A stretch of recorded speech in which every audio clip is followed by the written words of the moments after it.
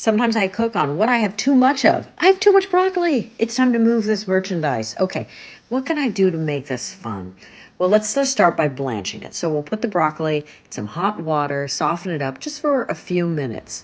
But what else do I have a lot of? God, I seem to have a lot of lemons. Oh, God, where's more lemon? Did somebody go to the market? Okay, here we go. It's going to be summer broccoli. Very springy, very summery, very lemony.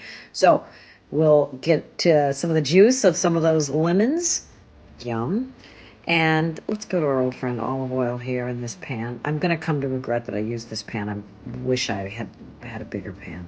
Throw some garlic in there because I have some garlic about to go south.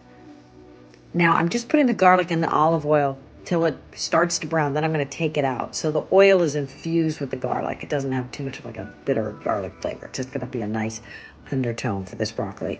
Time to put that lemon juice in. So lemon juice, olive oil. Hey, is that a funky jar of apricot preserves? It's actually really delicious.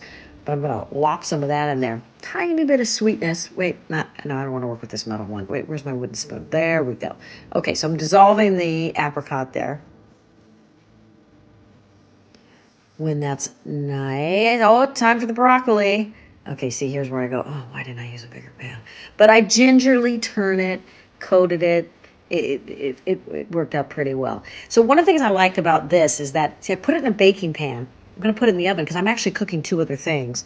There's breadcrumbs, and now there's Parmesan. I'll tell you, though, you could skip this. It actually didn't make that great of a difference in the final taste. Just do the lemon broccoli, onion, and garlic. It's much easier. See, it came out. I served it with a pesto chicken and a pasta. We ate al fresco. And I was very pleased with how this came out. The broccoli had really a nice lemony taste, a great accompaniment, and great as the weather warms up.